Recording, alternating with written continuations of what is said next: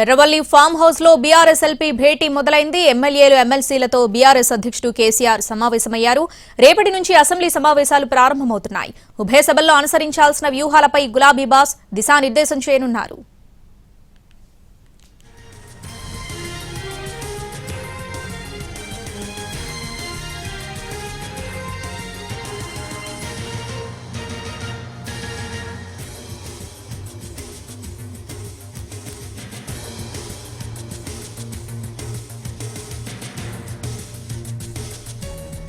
Erravalli farm house లో BRS LP భేటీ మొదలైంది. ఎమ్మెల్యేలు ఎమ్మెల్సీలతో బీఆర్ఎస్ అధ్యక్షుడు కేసీఆర్ సమావేశమయ్యారు. రేపటి నుంచి అసెంబ్లీ సమావేశాలు ప్రారంభమవుతున్నాయి. ఉభయ సభల్లో అనుసరించాల్సిన వ్యూహాలపై గులాబీ బాస్ దిశానిర్దేశం చేయనున్నారు.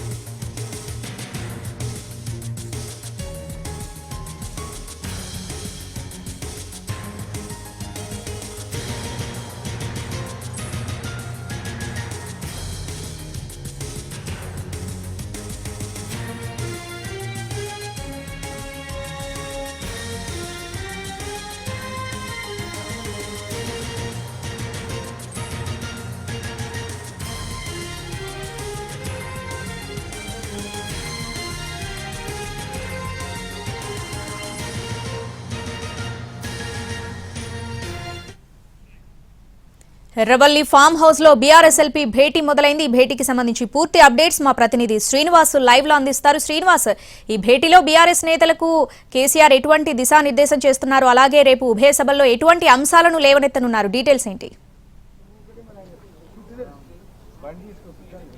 శ్రావణి, కాసేపటి క్రితమే మాజీ సీఎం కేసీఆర్ అధ్యక్షతన ఎర్రవల్లి ఫామ్ హౌస్ లో బీఆర్ఎస్ ఎల్పీ మీటింగ్ అయితే ప్రారంభమైంది. ఇప్పటికే కూడా బీఆర్ఎస్ పార్టీకి చెందినటువంటి ఎమ్మెల్యేలు ఎమ్మెల్సీలంతా కూడా ఫామ్ హౌస్ కి చేరుకున్నారు. చేరుకున్న తర్వాత ఆ ఎమ్మెల్యేలు ఎమ్మెల్సీలతో కేసీఆర్ లంచ్ చేసిన తర్వాత కాసేపటి క్రితమే ఈ మీటింగ్ అయితే ప్రారంభమైంది. ఈ మీటింగ్ కి ప్రధానంగా చూసుకుంటే కనుక బీఆర్ఎస్ పార్టీకి చెందినటువంటి కీలక నేతలు బీఆర్ఎస్ వర్కింగ్ ప్రెసిడెంట్ కేటీఆర్ తో పాటు ఎమ్మెల్సీ కవిత, హరీష్ రావు, అదేవిధంగా మాజీ మంత్రులైనటువంటి మల్లారెడ్డి, సబితా ఇంద్రారెడ్డి, తలసాని శ్రీనివాస్ యాదవ్, వేముల ప్రశాంత్ రెడ్డి, మాజీ హోంమంత్రి మహమూద్ అలీతో పాటు కీలక నేతలంతా కూడా ఈ సమావేశానికైతే హాజరయ్యారు. ప్రధానంగా రేపటి నుంచి అసెంబ్లీ సమావేశాలు ప్రారంభమవుతున్నటువంటి నేపథ్యంలో అసెంబ్లీ సమావేశాల్లో తీసుకునేటువంటి అసెంబ్లీ సమావేశాల్లో అనుసరించాల్సిన వ్యూహాలు ఏవైతే ఉన్నాయో ఆ వ్యూహాలపైన మాత్రం ఈ పార్టీకి చెందినటువంటి ఎమ్మెల్యేలు ఎమ్మెల్సీలకు అయితే దిశానిర్దేశం అయితే కేసీఆర్ చేయబోతున్నారు. ప్రధానంగా కాంగ్రెస్ పార్టీ తెలంగాణలో అధికారం చేపట్టి ఏడాది పూర్తయిన సందర్భంగా రేపు తెలంగాణ తల్లి విగ్రహావిష్కరణ కార్యక్రమం ఉంది. అదేవిధంగా తెలంగాణ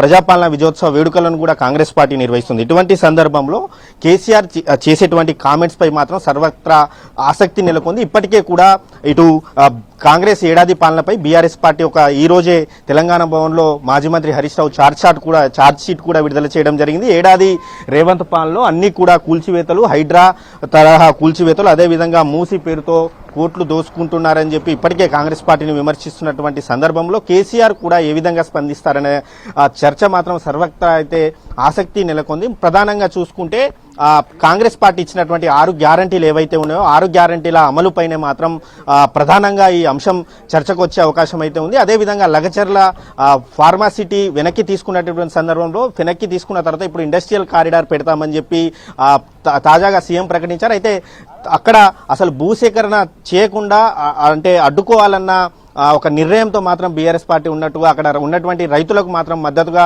నిలవాలని చెప్పి బీఆర్ఎస్ పార్టీ ఇప్పటికే నిర్ణయించింది. అదేవిధంగా రైతు రుణమాఫీ ఇప్పటికే కూడా 3 లక్షలకు పైగా ఉన్నటువంటి రుణమాఫీ చేశామని కాంగ్రెస్ పార్టీ చెబుతుంది. కానీ 50% మంది కూడా రుణమాఫీ కాలేదని చెప్పి బీఆర్ఎస్ పార్టీ విమర్శలు చేస్తున్నటువంటి సందర్భంలో ఇటు రుణమాఫీ కావచ్చు, అదేవిధంగా రైతు భరోసా ఎకరానికి 15,000 రూపాయలు ఇస్తామని చెప్పి కాంగ్రెస్ పార్టీ ఎన్నికల్లో హామీ ఇచ్చింది. ఆ తర్వాత ఏడాదైనా కూడా ఇప్పటికీ ఇవ్వలేదని చెప్పి బీఆర్ఎస్ పార్టీ విమర్శలు చేస్తూనే ఉంది. ఇటువంటి సందర్భంలో బీఆర్ఎస్ పార్టీ ప్రధానంగా కాంగ్రెస్ పార్టీ ఏడాది పూర్తయిన సందర్భంగా ఇచ్చినటువంటి హామీలు ఏవైతే ఉన్నాయో హామీల అమలుపైనే ప్రధానంగా చర్చించే అవకాశం అయితే కనిపిస్తుంది. అదేవిధంగా ఒకవేళ బీఆర్ఎస్ పార్టీ తీసుకున్న నిర్ణయాలపై కాంగ్రెస్ పార్టీ ఏమైనా కౌంటర్ ఇస్తే గనక, గతంలో తీసుకున్నటువంటి నిర్ణయాలపై కౌంటర్ ఇస్తే గనక వాటిని కూడా ఎలా ఎదుర్కోవాలన్న అంశంపై కూడా కేసీఆర్ ఇటు ఎమ్మెల్యేలు కావచ్చు, ఎమ్మెల్సీలకు అయితే దిశానిర్దేశం చేసే అవకాశం అయితే కనిపిస్తుంది. ప్రస్తుతానికైతే